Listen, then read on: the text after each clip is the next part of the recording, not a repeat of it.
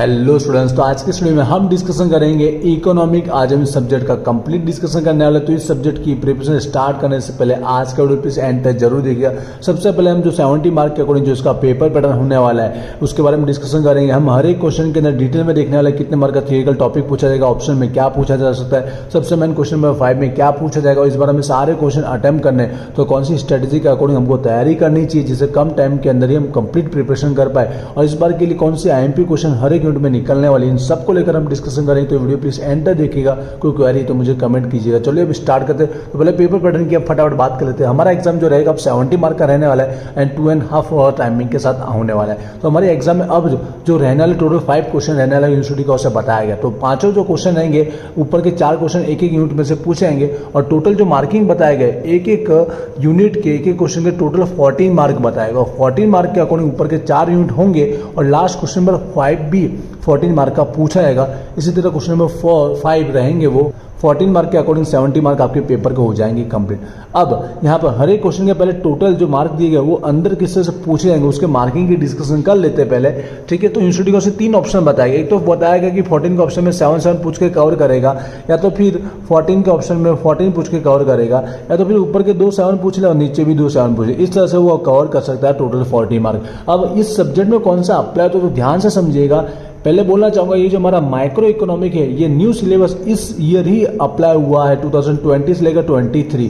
Previous year का यहाँ पर नहीं है। वैसे डिटेल में बात करूँगा कौन से चैप्टर पुराने यहाँ पर रिवीजन रिपीट हो रहे हैं। हमारा ये न्यू सिलेबस है, ठीक है, 2020-23 वाला माइक्रो इकोनॉमिक पार्ट 2। जैसे सेमेस्टर में पार्ट 1 था, यहाँ पे पार्ट 2 है। तो यहाँ पे मार्किंग की अगर बात करूँ, वैसे तो मुझे जो लगता है 99% होने के जो चांसेस है ना वो 40 के ऑप्शन में 40 रहेंगे, जहाँ तक मुझे लगता है, क्योंकि सेमेस्टर 6 के इको के अंदर भी 14 के ऑप्शन में 14 पूछा गया था। इससे पहले जब कोविड की एग्जाम थी ना तो एक यूनिट में से 20 मार्क का डायरेक्ट एक क्वेश्चन पूछा गया था। उसको सबको देखते हुए मुझे लगता है 70 मार्क के अंदर भी पूछने की ज्यादातर जो संभावना इस पेपर पैटर्न के अकॉर्डिंग पूछ सकता है। ऊपर 14 का एक क्वेश्चन तो ऑप्शन में दूसरा 14 का एक, मतलब एक यूनिट में से 2 ही क्वेश्चन रहेंगे।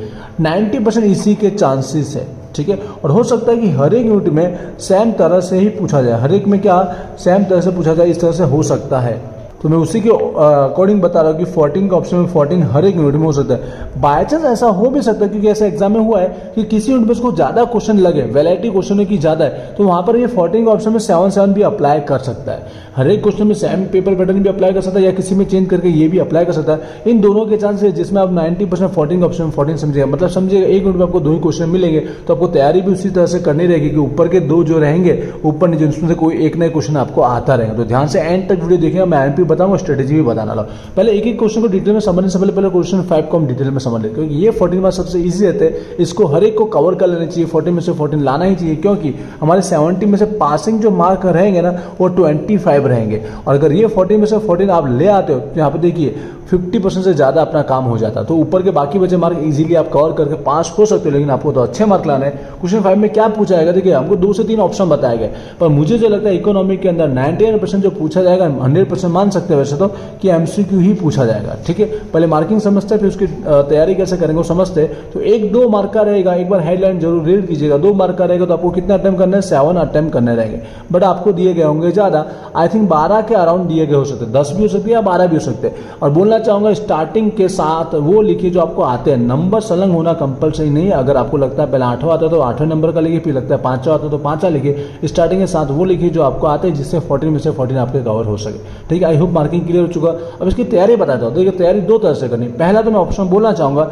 प्रीवियस ईयर के आपको रिपीट तो करने हैं। वैसे आप बोलेंगे सर सिलेबस तो चेंज हो चुका, चेंज जरूर हो चुका, लेकिन इस चैप्टर के नाम आपको प्रीवियस ईयर के सिलेबस में देखने को 100% मिलेंगे। कंटेंट सेम ही है, जस्ट इसमें और नया नया ऐड किया गया है। तो प्रीवियस ईयर के MCQ काम में लगेंगे ही, हर एक चैप्टर के जो MCQ है वो काम में लगेंगे। तो आपको प्रीवियस ईयर के जो पेपर हुए कहाँ से हुए आप समझिएगा, 18, 19 और बीच में कोविड की एग्जाम नहीं हुई थी, तो यहाँ पे 22 ये जो 3 पेपर रहेंगे ना उसके प्रीवियस ईयर के आपको MCQ रेडी करना है। जिसके लिए आपको क्या करना है, only VG study board application download करना है।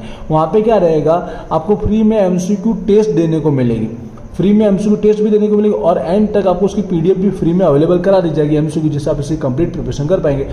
अगर अभी तक अपलोड नहीं हुआ तो एग्जाम तक अपलोड हो जाएगा, क्योंकि 1 महीने पहले ही वीडियो बन रहा है। ठीक है, मोस्ट ऑफ मैं ट्राई करूँगा कि हर एक सब्जेक्ट के मैं एमसीक्यू अपलोड करा पाऊँ, हो सकेगा उतने ट्राई करूँगा। बाय चांस आपको 1-2 मिस आउट हो सकता है, लेकिन एप्लीकेशन डाउनलोड कीजिएगा, फोल्डर में जाएगा, आपको एमसीक्यू टेस्ट देने को मिलेगी, बहुत से सब्जेक्ट की मिल जाएगी। ठीक है, तो पहला तो ये ऑप्शन। दूसरा ऑप्शन सबसे बेस्ट ऑप्शन, आपके पास बुक तो होगी और बुक के अंदर हर एक यूनिट के अंदर आपको एमसीक्यू दिया गया। ठीक है, हेतु लक्ष्य लिखा गया, मल्टीपल चॉइस क्वेश्चन, वो 100% कर लेना। अगर वो कर लोगे तो 100% है कि 12 में से 8-9 तो आपको उसमें से कॉपी मिल जाएंगे और प्रीवियस ईयर में से 3 से 4-5 रिपीट मिल सकते हैं। इसलिए पहले बुक को प्रायोरिटी देना है तो दे सकते हो, बुक के कर दोगे तो ये नहीं करोगे तो भी चलेगा, लेकिन आपके पास बुक ही नहीं है तो प्रीवियस ईयर के तो करने कंपलसरी पड़ेंगे। तो आई होप आपको इसकी तैयारी समझ में आ चुकी है। और ऊपर के हर एक को डिटेल में समझ लेते हैं। ठीक है, ध्यान से समझिएगा, सिलेबस चेंज हुआ है लेकिन चैप्टर आपका पुराने कोर्स के अकॉर्डिंग है ही। बस हर एक में क्या हुआ, नए नए क्वेश्चन ऐड किए, नए नए टॉपिक ऐड कर दिए, क्वेश्चन के जो प्रमाण बोलते हैं, ठीक है, वैलिडिटी बढ़ चुकी है। पर मैंने जैसे कहा मार्किंग के अकॉर्डिंग 14 के ऑप्शन में 14 के अकॉर्डिंग पूछा जाएगा, तो आपको तैयारी किस तरह से करनी चाहिए जिससे आपको कोई ना कोई एक क्वेश्चन तो मिल जाए, क्योंकि हर एक के अंदर कम से कम अब क्वेश्चन बढ़ गया। ठीक है, हर एक के अंदर जैसे इस चैप्टर के अंदर यूनिट में देखो 7 या 8 क्वेश्चन है, यहाँ पे आई थिंक 12 से 13 है, एक बार चेक कीजिए, यहाँ पे 12 से 13 है और यहाँ पे भी 12 से 13 क्वेश्चन, उसमें से 2 कौन से हो सकते हो, वो आईएमपी के अकॉर्डिंग, स्ट्रेटेजी के अकॉर्डिंग मैं बता रहा हूँ। ध्यान से, पहले मैं आईएमपी थ्योरी बताता हूँ, स्ट्रेटेजी आपको बताऊंगा तैयारी कैसे करनी है और कौन से 2 ईजी रहेंगे। तो आईएमपी मैंने गुजराती इंग्लिश दोनों में लिख रखी क्योंकि अभी बुक अवेलेबल नहीं थी, लेकिन मैं डिटेल में समझा रहा हूँ, तो ध्यान से सुनिएगा, इसको भी आपको कैसे पढ़ना है, कम से कम दिया और कैसे पढ़ना है, ध्यान से सुनिएगा। तो पहला, ये जो 3 टॉपिक है ना, वो स्टार्टिंग 3 यूनिट में कॉमन है, मतलब यहाँ पर 14 का ऑप्शन में 14 है ना, तो मैं बता दूं, इसमें से एक निकलने के चांसेस 100% है। बाकी और कंटेंट है जो मैं आपको नहीं देना लो दूसरे यूनिट में, इसमें तो इतना इनफ है, इस फर्स्ट चैप्टर में इतना ही इनफ है। एक तो मीनिंग और कैरेक्टरिस्टिक पढ़ना ही है, पूर्ण हरीफाई का टॉपिक है तो उसका अर्थ और लाक्षणिकता, ये टॉपिक आपको पढ़ना ही है। 14 का तो दोनों साथ में पूछा जाएगा। फिर जो लिखा गया एवरेज रेवेन्यू और marginal revenue in perfect competition, ठीक है, पूर्ण हरीफाई ना बाजार में सरस आवक और सीमांत आवक को आपको समझाना है। ये बेसिक टॉपिक है जो हर एक यूनिट में रिपीट आपको मिलेंगे। और एक हमारा जो रहता है शॉर्ट टर्म और लॉन्ग टर्म इक्विलिब्रियम, ठीक है, ये हर एक यूनिट में दिया गया।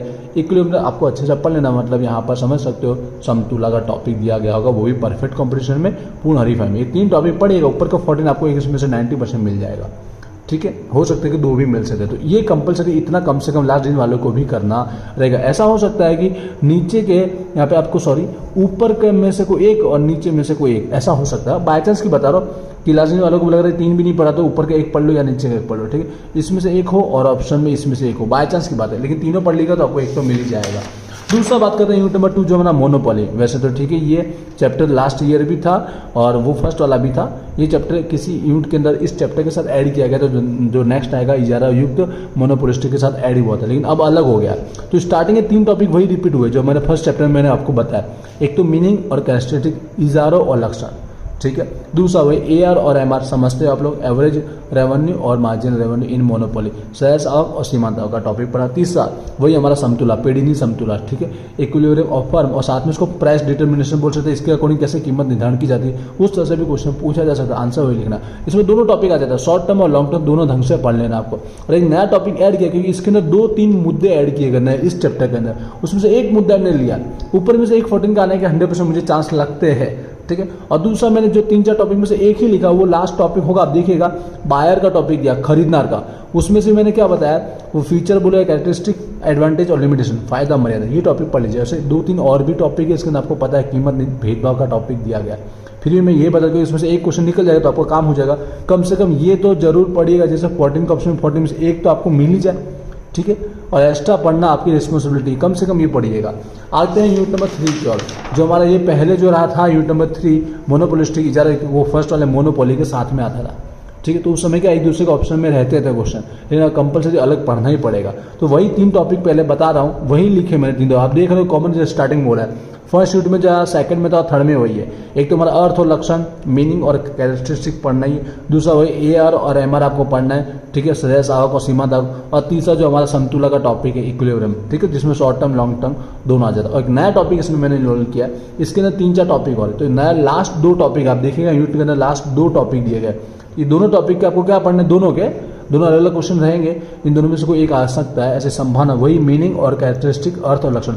बेसिक टाइप का दिया है मैंने, एकदम नॉर्मल लेवल का, तो ये कम से कम पढ़ना है, इसको इग्नोर नहीं करना है, और इसके लिए एक्स्ट्रा पढ़ना आपकी रिस्पॉन्सिबिलिटी है, ठीक है। लास्ट जो हमारा यूनिट है, ठीक है, जो प्रीवियस ईयर भी हमारा था, प्रीवियस ईयर के सारे टॉपिक इन्वॉल्व ही, बस एक्स्ट्रा हमको दे दिया गया। जो थियरी ऑफ डिस्ट्रीब्यूशन है, वितरण सिद्धांत और साथ में भाड़ा वाला, रेंट वाला, तो पहले जो प्रीवियस ईयर दिया गया वो रिपीट इस साल में कर ही रहा हूँ, ठीक है। जो हमारा पहला तो मार्जिनल प्रोडक्टिविटी थियरी है और डिस्ट्रीब्यूशन विथ लिमिटेशन पढ़ना। लिमिटेशन दो अलग क्वेश्चन हो गए, पर साथ में पूछे कि 14 मार्क का रहेगा तो साथ में पूछा जाता है। लिमिटेशन भी आपको पढ़ना है, विचरण सीमांत, उत्पादन, सिद्धांत, अन्य मर्यादा। दूसरा और रेंट वाला जो है टॉपिक वो रिकार्डो वाला पढ़िएगा, रिकार्डो के साथ में उसकी लिमिटेशन, मर्यादा भी साथ में पढ़ लीजिएगा। और हमारा मॉडर्न थियरी, ठीक है, modern theory of rent, please याद रखिएगा। इसके अलावा भी एक मॉडर्न थियरी, वो नहीं, आपको ये लिखना है, मॉडर्न थियरी ऑफ रेंट, भाड़ानो आधुनिक सिद्धांत। और इसके बाद भी एक नफो का टॉपिक इसमें ऐड किया, नया नफो प्रॉफिट का, ठीक है, जोखम वाला ऐड किया, अनसर्टेनिटी वाला टॉपिक, और एक और है तो उसको मैं इग्नोर कर रहा हूँ, लेकिन ऐसा नहीं कि वो आ नहीं सकता, पर ये पढ़ लोगे तो एक निकल जाएगा। मुझे लगता है ये अगर पढ़ लोगे ना तो एक निकल जाएगा, इसलिए मैं इतने कम से कम दे रहा हूँ। 14 का ऑप्शन में 14, इसलिए वो एक्स्ट्रा नए टॉपिक में से आपको कोई नया क्वेश्चन में आपको दे रहा नहीं हूँ, ठीक है। आई होप आपको दिख रहा होगा, उसमें से नया में से कोई टॉपिक नहीं, मतलब इसका मतलब ये है कि ये इतने पढ़ना है, वो कंपलसरी पढ़ेंगे, ठीक है। तो कम से कम मैंने ये सारे IMP पढ़ लीजिएगा, चारों 4 यूनिट के, तो इजीली आपके पूरा पेपर कवर 100% होने के चांसेस है, ठीक है। अब मैं पता तो इसमें से इजी कौन सा है, फटाफट क्या पढ़ सकते हो। वैसे तो मैं बोलूँ जो टॉपिक तीन मैंने हर एक यूनिट में से दिए तो कॉमन ही है, और लास्ट वाले यूनिट के अंदर जो रेंट का टॉपिक है मॉडर्न वाला वो एकदम कॉमन है, और एक मार्जिनल प्रोडक्टिविटी वो भी कॉमन है। इन शॉर्ट में चारों यूनिट देखा जाए जो IMP क्वेश्चन दिया उसके अकॉर्डिंग तो सबसे ईजी है। चारों में से ऐसा कुछ आगे पीछे देखा जो सबसे इजी कैसा है, कौन सा रहेगा, ऐसा कुछ नहीं, चारों 4 इजी जो क्वेश्चन के अकॉर्डिंग मैंने बताया गया। तो आपको जो इजी लगता है पढ़ने में वो पहले आप पढ़ सकते हो, लेकिन करने तो आपको चारों 4 एग्जाम में लिखने, हो सके तो चारों पढ़ ही लीजिएगा, क्योंकि अब क्वेश्चन की रेंज सब में इक्वल हो चुकी है। पर IMP मैंने गिनी चुनी 3-4 दिए गए, ठीक है। और 14 के अकॉर्डिंग ही IMP दिए, 7 के अकॉर्डिंग नहीं दिए, इसी के पूछने के चांसेस ज़्यादा लगते हैं मुझे, इसलिए मैंने, ठीक है। थोड़ा डिटेल में लिखिएगा 14 के अकॉर्डिंग पूछा जाए तो व्यवस्थित। तो आई होप मैंने कंप्लीट डिस्कशन कर लिया, कुछ बाकी रह गया तो मुझे कमेंट करके जरूर बताइएगा। इंस्टाग्राम पे आपको जरूर फॉलो करना है, क्योंकि वहाँ पे आपके एग्जाम की जो भी नया सिलेबस ये जो है वो मैंने अपडेट किया हो, जैसे स्टूडेंट्स को पहले पता चला कि हमारा इकोनॉमिक का टॉपिक चेंज हो चुका है, ठीक है। और VG स्टडी एप्लीकेशन 100% आपको डाउनलोड करना है, क्योंकि आपके अदर सब्जेक्ट की भी जितनी हो सके उतनी MCQ टेस्ट वहाँ अपडेट करा दीजिएगी, वो भी फ्री में, और हो सके तो आपको 1 मंथ के कोर्स में ज्वाइन होना चाहिए, जिससे आपकी कंप्लीट प्रिपरेशन अच्छे से हो पाएगी, ठीक है। तो मिलते हैं नेक्स्ट वीडियो में, wish you all the best, thank you.